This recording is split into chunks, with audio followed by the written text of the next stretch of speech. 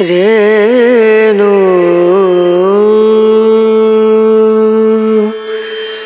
রেণা। বৃহৎ পরাশরী হোরাশাস্ত্রের মতে যে 16টি বর্গ বা ডিভিশনাল চার্টের কথা উল্লেখ আছে, সেই বর্গগুলোর কোন বর্গ থেকে কি বিচার করতে হয় সেই বিষয়ে আমি আগে একটি ভিডিওতে সংক্ষেপে আলোচনা করেছি। যদি না দেখে থাকেন দেখে নেবেন, ডেসক্রিপশনে লিঙ্ক পেয়ে যাবেন। আজকে আমি আলোচনা করব বর্গ বিচারের নিয়ম সম্বন্ধে। বর্গ বিচার সম্বন্ধে আলোচনা করার জন্য আমার কাছে অনেক রিকোয়েস্ট আসে।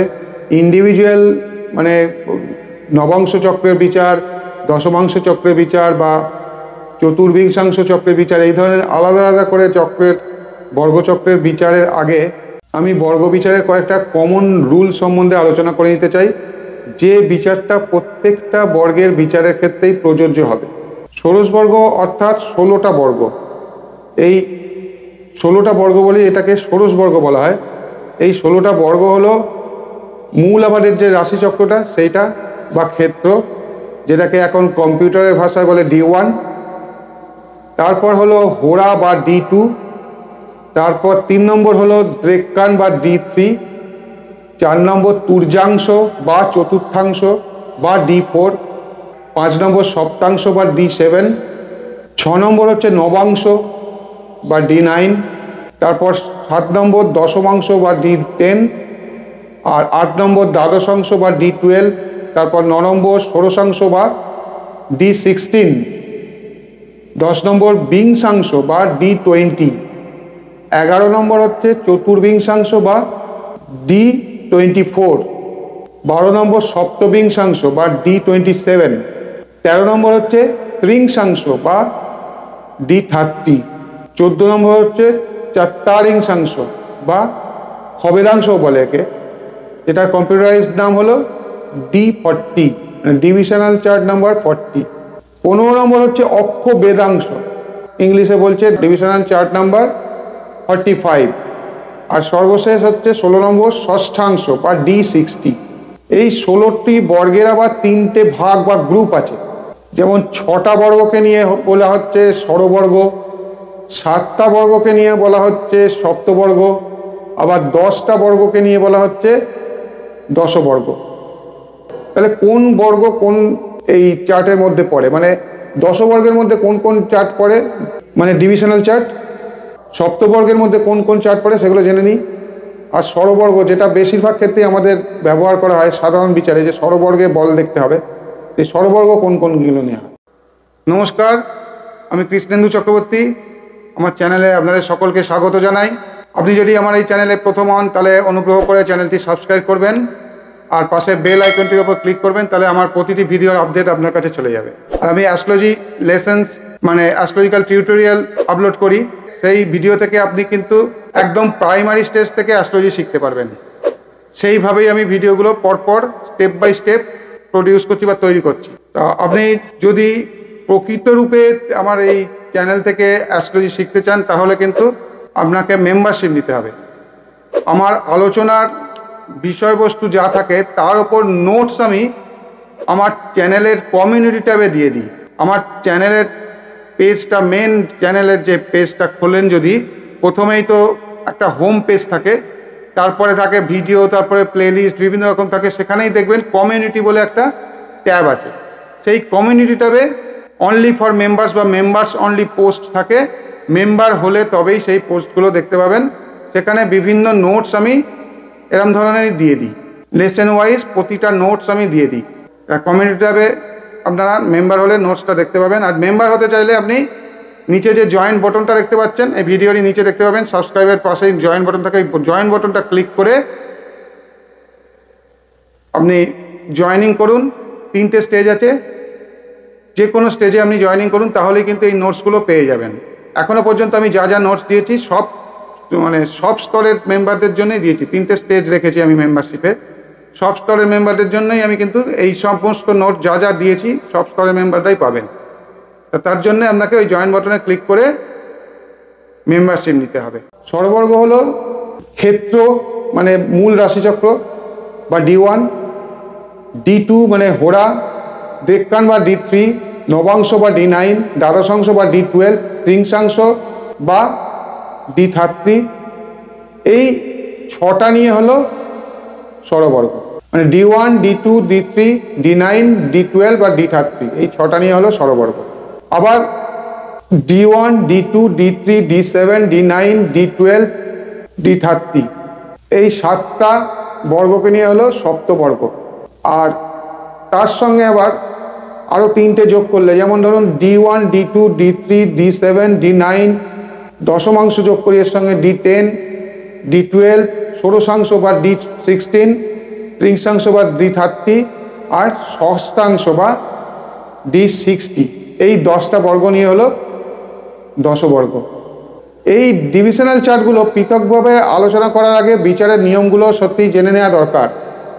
অভিজ্ঞ জ্যোতিষীরা এই নিয়মগুলোর সাথেই বিচার করেন, আর যারা নতুন তাদের এগুলো জানার অবশ্যই প্রয়োজন আছে, তাই নিয়মগুলো আমি এখানে আলোচনা করছি। প্রথম নিয়ম দেখুন, বর্গের লগ্নপতিকে বর্গপতি বলা হয়। মানে কোনো ডিভিশনাল চার্টের যে গ্রহ লগ্নপতি সেই হবে সেই ডিভিশনাল চার্টের লর্ড অফ ডিভিশনাল চার্ট, বা যেটাকে বললাম বাংলায় বর্গপতি। মূল রাশিচক্রে বা রাশি চার্টে লগ্নপতি বা অ্যাসেন্ডেন্ট লর্ড একটা নির্দিষ্ট অ্যাসেন্ডেন্ট গ্রুপে জাতককে রাখতে সাহায্য করে। সেই লগ্ন জাতক বা জাতিকার মৌলিক প্রকৃতি, শারীরিক ও মানসিক গঠন প্রকাশ করে। তার শক্তি এবং দুর্বলতাগুলোও এই লগ্নপতি দ্বারাই প্রকাশিত হয়। আর বর্গের বা ডিভিশনাল চার্টের লগ্নপতি গ্রহকে সেই বর্গের ডিভিশনাল চার্টের অধিপতি বলা হচ্ছে। উদাহরণস্বরূপ D7 চার্টে লগ্ন যদি তুলা হয়, তাহলে শুক্রকে সেই জাতক বা জাতিকার D7 লর্ড হিসেবে ধরা হবে, মানে সপ্তাংশ অধিপতি বা সপ্তাংশ পতি, যে ভাষায় দেয়া যাক D7 লর্ড বলে ধরা হবে। বর্গের কারক বা সিগনিফিকেটরকে বর্গকারক বলা হয়। একটি জন্মছক বা ডিভিশনাল চার্টের ভাবকারক খুবই গুরুত্বপূর্ণ, যেটাকে মানে সিগনিফিকেটর অফ হাউস বলা হয়। প্রতিটা বর্গকুণ্ডলী বা ডিভিশনাল চার্ট একটি গুরুত্বপূর্ণ গ্রহ দ্বারা নিয়ন্ত্রিত হয়, যাকে বলা হয় ডিভিশনাল চার্টের নির্দেশক, যা জাতক জাতিকার জীবনের সেই নির্দিষ্ট ক্ষেত্রে একটি গুরুত্বপূর্ণ ভূমিকা পালন করে। যেমন কোনো জাতকের ক্ষেত্রে সপ্তম ভাবের কারক বা বিবাহ কারক গ্রহ হলো শুক্র ন্যাচারালি। বর্গচক্রে বা ডিভিশনাল চার্টে নবাংশ থেকে বিবাহ বিচার করা হয়, সুতরাং নবাংশ চক্রে বর্গকারক গ্রহ হবে শুক্র। পরবর্তীকালে আলোচনা এই বর্গকারক গ্রহ যদি অমুক জায়গায় থাকে এইসব ইউজ হবে টার্মগুলো, তাই জন্য এগুলো বলে নিচ্ছি। তারপর দেখুন, যদি লগ্নপতি, বর্গপতি এবং বর্গকারক বর্গকুণ্ডলীর মানে ডিভিশনাল চার্টের শুভ ঘরে অবস্থান করে, মানে যে বর্গ আপনি বিচার করছেন সেই বর্গে, তবে জাতক জাতিকারা সেই বর্গ সংক্রান্ত বিষয়ে ভালো ফলাফল পাবেন। উদাহরণস্বরূপ মেষ লগ্নের জাতকের D7 চার্টে লগ্ন তুলা, আর বৃহস্পতি সন্তানকারক হিসেবে বর্গকারক। এই 3টি গ্রহ অর্থাৎ জন্মলগ্নের অধিপতি মঙ্গল, শুক্র D7 অধিপতি, আর D7 চার্টের নির্দেশক হলো বৃহস্পতি। যেহেতু D7 থেকে সন্তান বিচার করা হয়, তাই আমাদের সন্তানকারক গ্রহ হলো এই D7 চার্টের নির্দেশক গ্রহ। এই 3টি গ্রহ যদি D7 চার্টে কেন্দ্র বা ত্রিকোণে থাকে, তবে সেই ব্যক্তি সন্তানের ক্ষেত্রে অত্যন্ত ভাগ্যবান হবে। তার ছেলেমেয়েরা নাম, যশ, খ্যাতি ইত্যাদি লাভ করে ও সমৃদ্ধি লাভ করে। যদি ডিভিশনাল লর্ড মানে ডিভিশনাল চার্টের যে লর্ড আর স্বাভাবিক কারক গ্রহ যে চার্ট বিচার করা হচ্ছে, যেমন D7 থেকে সন্তান, তো সন্তান কারক গ্রহ বৃহস্পতি, সেটাকে বলছি স্বাভাবিক কারক গ্রহ। এই স্বাভাবিক কারক গ্রহ এবং ন্যাটাল চার্টের লর্ড, তার মানে আমাদের জন্ম রাশিচক্রের লগ্নপতি, সেটা হচ্ছে ন্যাটাল চার্টের লর্ড, যদি কেন্দ্র, কোণে বা দ্বিতীয় একাদশে থাকে, তবে সেই ব্যক্তি সেই ডিভিশনাল চার্ট সম্পর্কিত বিষয়ে ভালো ফলাফল ভোগ করবেন।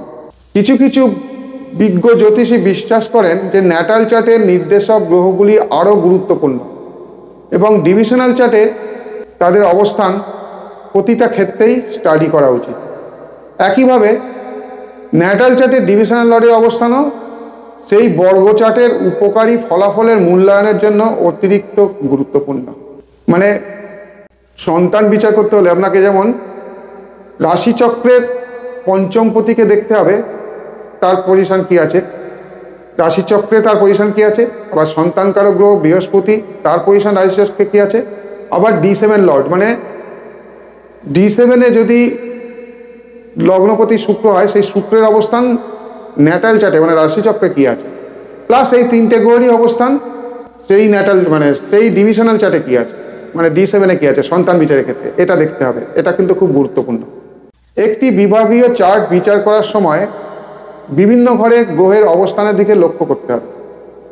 বিভাগীয় চার্ট মানে ডিভিশনাল চার্টে 1, 4, 5, 7, 9, 10 এবং 11তমে ঘরে অবস্থিত একটি গ্রহ শুভ ফল দেয়। দ্বিতীয় ঘরে অবস্থিত একটি গ্রহ আর্থিক বিষয়ে ভালো ফল দেয় কিন্তু পারিবারিক সম্পর্কের ক্ষেত্রে খারাপ ফল দেয়, কারণ দ্বিতীয় ঘর সপ্তম ঘর অর্থাৎ যে ঘর থেকে পুরুষের ক্ষেত্রে স্ত্রী বিচার হয় এবং নারীর ক্ষেত্রে স্বামীর বিচার হয় সেই ঘর থেকে অষ্টমে অবস্থান করছে দ্বিতীয় স্থানে।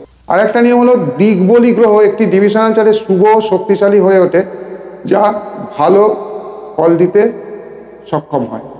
মানে সরবল বিচারে যে গ্রহের দিকবল আছে সে ডিভিশনাল চার্টে যদি শক্তিশালী হয়ে ওঠে মানে ভালো পজিশনে থাকে, যে বিচারটা করাবে যে ডিভিশনাল চার্ট থেকে যে বিচার করে বিবাহ বিচারে নবাংশ চার্টে যদি খুব ভালো জায়গায় থাকে দিকবলি গ্রহ তাহলে সে বিবাহ বিষয়ে খুব ভালো ফল দিতে পারবে।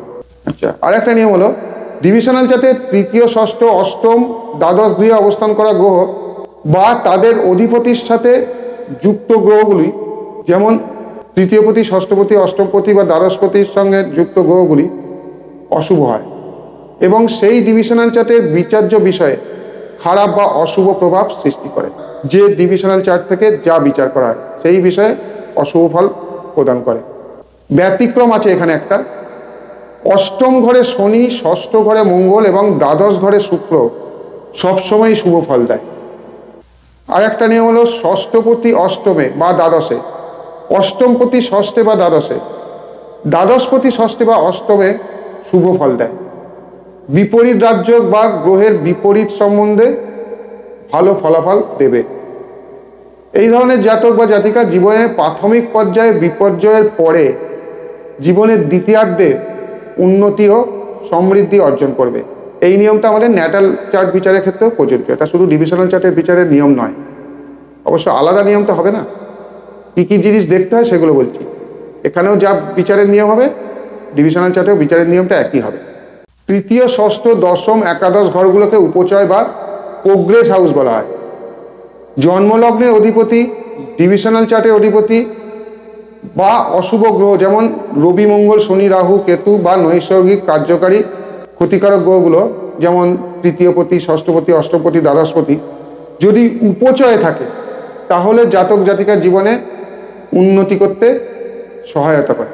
তার মানে এটা কি বোঝাচ্ছে যে তৃতীয়, ষষ্ঠ, দশম, একাদশকে প্রোগ্রেসের ঘর বলা হয়, উপচয়কে। তার জন্মলগ্নের অধিপতি আর ডিভিশনাল চার্টের অধিপতি যদি উপচয়ে থাকে তাহলে কিন্তু উন্নতিতে সাহায্য করে। আর কি, যেগুলো নৈসর্গিক বা ন্যাচারাল ম্যালিফিক প্ল্যানেট সেই গ্রহগুলি যদি উপচয়ে থাকে তাহলে উন্নতিতে সাহায্য করে। আচ্ছা, আর একটা পয়েন্ট হচ্ছে ডিভিশনাল চার্টে শুভ ঘরে অবস্থান করা গ্রহগুলো ন্যাটাল চার্টে মানে D1-এ দুর্বল, অশুভ স্থানস্থ বা লগ্ন অনুযায়ী অশুভ বা ফাংশনালি ম্যালিফিক হলেও ভালো ফল দেবে। একইভাবে ন্যাটাল চার্টে শুভ বা শক্তিশালী গ্রহগুলো যদি ডি চার্টে অশুভ স্থানস্থ হয় বা নিচস্থ হয় বা শত্রুযুক্ত বা দৃষ্ট হয় বা লগ্ন অনুযায়ী অশুভ বা ফাংশনালি ম্যালিফিক হয় বা ফাংশনালি ম্যালিফিক গ্রহের সাথে মিলিত হয়, তবে ওই ডি চার্ট সম্পর্কিত বিষয়ে তাদের দশা বা অন্তর্দশার সময়ে কাঙ্ক্ষিত ফলাফল দেবে না, অর্থাৎ আশানুরূপ ফলাফল দেবে না।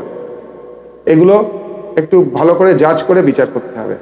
আরেকবার বলি, এটা বলা হচ্ছে ন্যাটাল চার্টে যেগুলো অশুভ স্থানে আছে, যেসব গ্রহ অশুভ ঘরে আছে বা অশুভ স্থানে আছে বা অশুভ গ্রহ, সেগুলো যদি ডিভিশনাল চার্টে ভালো জায়গায় থাকে তাহলে ভালো ফল দেবে। আবার একইভাবে ন্যাটাল চার্টে শুভ আর শক্তিশালী গ্রহগুলো যদি ডি চার্টে দুর্বল হয় বা শত্রুযুক্ত হয় বা কোনো তাৎকালিক বা ফাংশনালি ম্যালিফিক গ্রহের সঙ্গে যুক্ত হয় বা দৃষ্ট হয়, তাহলে ডি চার্ট সম্পর্কিত বিষয় মানে সেই ডিভিশনাল চার্ট থেকে যা বিচার্য বিষয় সেই বিষয়ে সেই গ্রহগুলোর দশা বা অন্তর্দশার সময়ে ফলাফল আশানুরূপ পাওয়া যাবে না। আমার এর নোটসগুলো দিয়ে দেবো, শুনে বুঝতে অসুবিধা হলে নোটসে দেখতে পাবেন, মেম্বারদের জন্য নোটস থাকবে। আরও অনেকগুলো নিয়ম আছে, আমি কিছু বলছি এখানে। ডিভিশনাল চার্টে কোনো গ্রহ যদি ষষ্ঠ, অষ্টম বা দ্বাদশে থাকে, তবে সেই গ্রহটি যদি তুঙ্গস্থও হয় তাহলে সে শুভ ফল দেবে না অশুভ স্থানে অবস্থানের জন্য। সেই ডি চার্ট সম্পর্কিত বিষয়, এটা বারবার মনে রাখবেন। ডিভিশনাল চার্টে কোনো বিচার করবে মানে এক একটা চার্ট থেকে এক একটার বিষয়ে বিচার, তো সেই বিষয়ে ভালো ফল দেবে না। ধরুন কোনো একটা গ্রহ আপনার জাতচক্রে তুঙ্গস্থানে আছে, সে লগ্নের যোগকারক গ্রহ হতে পারে, তো সেই গ্রহের দশা বা অন্তর্দশার সময় যদি আপনার কোনো একটা নির্দিষ্ট বিষয়ের ঘটনা ঘটতে যাচ্ছে বা আপনার ঘটবে বা নির্দিষ্ট বিষয় যদি জানতে চান, সেই নির্দিষ্ট বিষয়ের জন্য যে ডিভিশনাল চার্টটা নির্দিষ্ট করা আছে সেই ডিভিশনাল চার্টে যদি ওই তুঙ্গস্থ গ্রহটা খুব খারাপ পজিশনে থাকে তাহলে কিন্তু কাঙ্ক্ষিত ফল পাওয়া যাবে না, রাশিচক্রে তুঙ্গে থাকলেও। এটাই বলা হচ্ছে। আবার বলা হচ্ছে ডিভিশনাল চার্টে কোনো নিচস্থ অস্তগত বা শত্রু গ্রহযুক্ত বা শত্রু গৃহগত গ্রহ সেই ডিভিশনাল চার্ট বিষয়ক ব্যাপারে শুভ ফল দেবে না। তার মানে রাশিচক্রে ভালো পজিশনে থাকলেও ডিভিশনাল চার্টে যদি যেটা আগে বললাম সেই রকমই এর নিয়মের মানে একই আছে, একটু এদিক ওদিক। ওখানে ষষ্ঠপতি, অষ্টপতি, দ্বাদশপতি বলা আছে, এখানে যে কোনো অধিপতি যদি রাশিচক্রে ভালো অবস্থানে থেকেও ডিভিশনাল চার্টে যদি নিচস্থ, অস্তগত বা শত্রুযুক্ত বা শত্রু গৃহগত হয়, তাহলে সেই ডিভিশনাল চার্টের থেকে যে বিষয়টা বিচার করার বিষয় সেই বিষয়টা সম্বন্ধে ভালো ফল দেবে না, অন্য বিষয়ে কিন্তু হানি ঘটাবে না। পার্টিকুলারলি যে ডিভিশনাল চার্টে খারাপ অবস্থায় থাকবে গ্রহটা সেই ডিভিশনাল চার্টের বিচার্য বিষয়ের খারাপ ফল দেবে বা সেই কার্য সিদ্ধ হলেও প্রচুর বাধা বিঘ্নের পর কার্য সিদ্ধ হবে। আচ্ছা, আর একটা পয়েন্টের পরে একটা পয়েন্ট আছে, বলা হচ্ছে কোনো গ্রহ ডিভিশনাল চার্টে আর জন্মছকে একই রাশিতে থাকলে বর্গোত্তম বলা হয়। এই ধরনের গ্রহ জাতক জাতিকাকে খুব ভালো ফল দেয়, এটাই বলা হয়। কিছু পণ্ডিত বর্গোত্তমের জন্য শুধু D1 এবং D9 বিবেচনা করতে পছন্দ করে, কারণ কোনো গ্রহের বর্গবল বিচারে D9 অর্থাৎ নবাংশ চক্র থেকে সব থেকে বেশি বল প্রাপ্ত হয়। তবে এ বিষয়ে একটা খটকা আছে, রাশিচক্রে নিচস্থ গ্রহ নবাংশে উচ্চস্থ হলে বলা হয় সেই গ্রহটির দুর্বলতা কেটে যাবে, গ্রহটি শুভ ফল দেবে। আবার রাশিচক্রে উচ্চস্থ গ্রহ নবাংশে নিচস্থ হলে গ্রহটি দুর্বল হয়ে পড়ে অর্থাৎ শুভ ফল দিতে পারে না বলা হয়। এই দুটো বিষয় ঠিক আছে বর্গ বিচারের ক্ষেত্রে, কিন্তু রাশিচক্র ও নবাংশ চক্র দুটো জায়গাতেই কোনো গ্রহ নিচস্থ হওয়া মানে দুটি চক্রেই একই রাশিতে অবস্থান করবে, অতএব সেই গ্রহটি বর্গোত্তম হবে। এখন প্রশ্ন, রাশিচক্র আর নবাংশ চক্র দুটি চক্রেই নিচস্থ গ্রহ কিভাবে বলবান হবে? শুধুমাত্র বর্গোত্তম হওয়ার কারণেই? বাস্তবে কিন্তু দেখা যায় এইরূপ গ্রহ শুভ ফল দিতে পারে না। সম্ভবত প্রাচীন শাস্ত্রে ডি চার্টে আর জন্মছকে একই রাশিতে থাকলে বর্গোত্তম হবে বলার সাথে কিছু ব্যতিক্রমের উল্লেখ ছিল, যেগুলো হয়তো পরবর্তীকালে অনুবাদের সময় বাদ গেছে, এটা আমার পার্সোনাল ধারণা। না হলে নবাংশে রাশিচক্রে নিচস্থ, নবাংশে নিচস্থ, তাহলে নাকি নিচস্থতা কেটে গেল, এটা কি করে হয়? এটা তো সম্ভব নয়। যখন নবাংশে মানে ডিভিশনাল যে কোনো ডিভিশনাল চার্টে গ্রহের বলাবলের ওপর এতটা গুরুত্ব দেওয়া হয়েছে, সেখানে দু জায়গায় নিচস্থ গ্রহকে উচ্চস্থ সমান ফল দেবে বা নিজ ভঙ্গ যোগ হবে, এটা এই মতটা ঠিক সমর্থন করা যায় না। তা এই ধরনের আরও কিছু নিয়ম আছে, আস্তে আস্তে পরবর্তীকালে আপনারা জানতে পারবেন। যাদের জ্যোতিষ শেখার প্রকৃত ইচ্ছা আছে তারা চ্যানেলে মেম্বারশিপ নিন, এই নোটস পুরো নোটসটা পেয়ে যাবেন। আমি তো পুরো নোটসটা আজকে আলোচনা করার সম্ভব হচ্ছে না, মানে আমার আলোচনা করতে অনেক সময় লাগবে, অনেক বড় হয়ে যাবে ভিডিও। তো এগুলো যদি নোটসের আকারে পেতে চান আপনাকে চ্যানেলে মেম্বারশিপ নিতে হবে। পরবর্তীকালে আমি ইন্ডিভিজুয়াল ডিভিশনাল চার্ট বিচার কীভাবে করতে হয় বা করার নিয়ম কী সেই নিয়ে ডিফারেন্ট ভিডিও আনবো, মানে একটা ভিডিও একটা ডিভিশনাল চার্টের কথাই বলবো। তো সেগুলো এখন দেরি আছে, আমার যে সিরিয়ালি চলছে লেসেন সেগুলো কমপ্লিট হবে তারপর আনবো। আমি মাঝখানে এটা বললাম কেন, ডিভিশনাল চার্টের বিচার পদ্ধতি বলা নিয়ে অনেকের অনেক রকম কোয়ারি থাকে, আমি সব তো করে উঠতে পারি না। প্রথম কথা আমার সময়ের অভাব, ভিডিও রেকর্ডিং করতে একটা সময় লাগে, সেট আপ লাগে, সেইগুলো করতে হয়, আমার চেম্বার সামনে করা একটু মুশকিল হয়ে পড়ে। তাই জন্য আমার সপ্তাহে একটা করে ভিডিও আমি শিডিউল রেখেছি, তার চেয়ে বেশি দেওয়া আমার পক্ষে সম্ভব হয় না। তো যারা শিখতে চান তারা ফলো করুন আমার এই চ্যানেলটা, নিশ্চয়ই শিখতে পারবেন ভালো করে। প্রাইমারি জ্ঞান আপনাদের হয়ে যাবে, এবার প্র্যাকটিক্যাল জ্ঞান তো লাভ করতে হবে। এই শুধু ওই বই পড়ে শিখে হয় না, প্র্যাকটিক্যাল জ্ঞান অনেক বেশি। বই একরকম লেখা আছে, এই থাকলে এই হয়, বাস্তবে দেখছেন হচ্ছে না কেন, সেটাকে নিজেকে খুঁজে বের করতে হবে নিজের অভিজ্ঞতার দ্বারা। ঠিক আছে, আজকের আলোচনা এই পর্যন্তই থাকছে। এর পরের পর্বে অন্য কিছু নিয়ে আলোচনা করব। আমার লেসন যেমন চলছে তেমন চলবে। লেসন নাম্বার 21-এর দুটো পার্ট এখনও বাকি আছে, সেই দুটো পার্ট আগে শেষ হবে, তারপরে বিস্তারিত ভাব বিচারের আলোচনায় আসবো আমি। ভালো থাকবেন সবাই, নমস্কার।